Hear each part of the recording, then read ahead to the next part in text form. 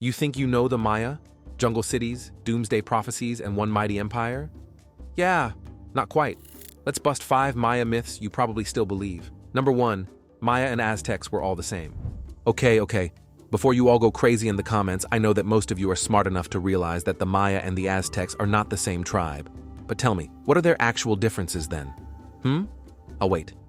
Yeah, that's what I thought. So let's clear this one up for good. The Maya and the Aztecs were 2 completely distinct civilizations.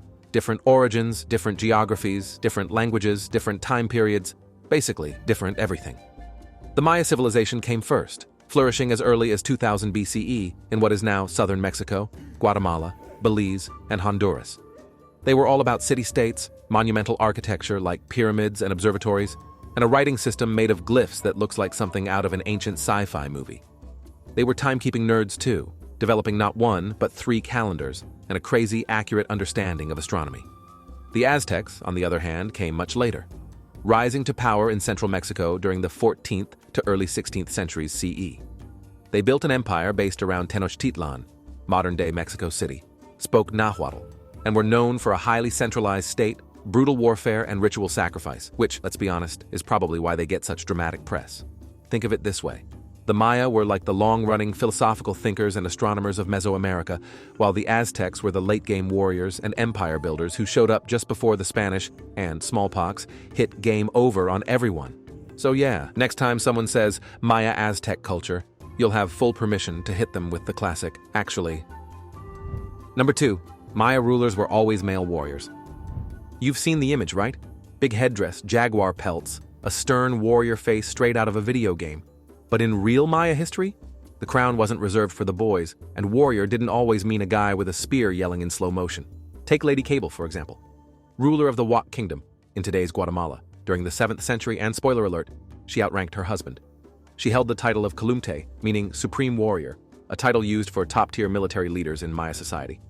Think of her as a battlefield queen with command-level access.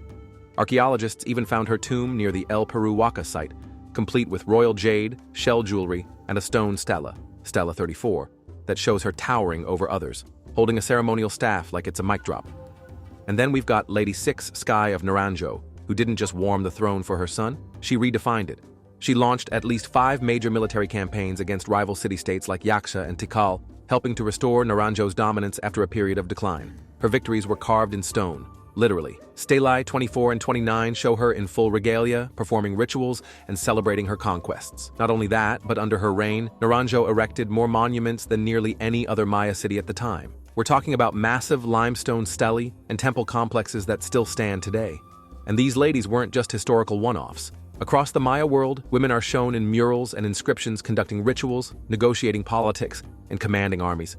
They weren't just married to power, they embodied it. And while we're here, even the male rulers weren't always brawling in the jungle. Much of Maya kingship was spiritual, symbolic, and ceremonial. So yeah, rulers did lead wars, but they also bled themselves for the gods, staged massive public rituals, and micromanaged politics like pros. Number 3, the Maya only lived in the jungle. So picture a Maya city, and what comes to mind? Probably a crumbling stone pyramid poking through a thick jungle, with howler monkeys screaming in the distance, and Indiana Jones swinging through the trees, right? Well, that's more Hollywood than history. Here's the real story. Yes, a lot of the Maya ruins we visit today, like Tikal in Guatemala or Calakmul in Mexico, are surrounded by dense tropical forest. But that doesn't mean the Maya were jungle dwellers carving temples between banana leaves. In fact, when these cities were thriving, those jungles weren't even there. The ancient Maya were actually brilliant urban planners and agricultural engineers. Their cities were major population centers, complete with road systems, marketplaces, water reservoirs, and sprawling suburbs. The surrounding land wasn't wild. It was carefully managed farmland used to grow maize, beans, squash, and cacao. Yes, the chocolate people. The jungle we see today?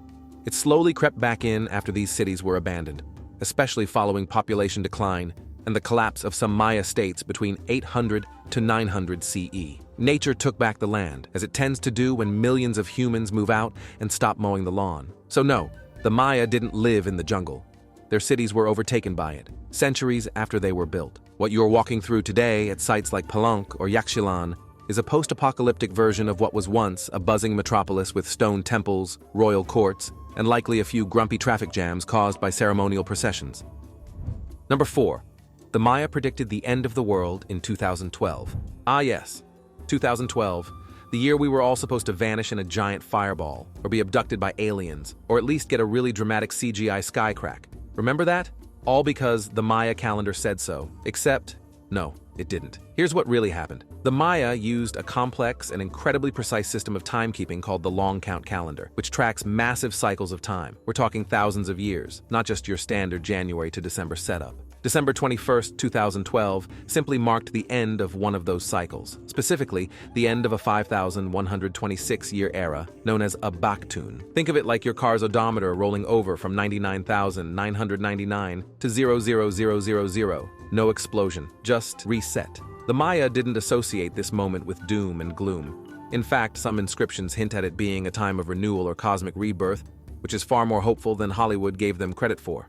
The whole doomsday thing, that was mostly a modern misreading, spiced up with a dash of New Age mysticism, a sprinkle of pseudoscience, and one too many late-night History Channel specials.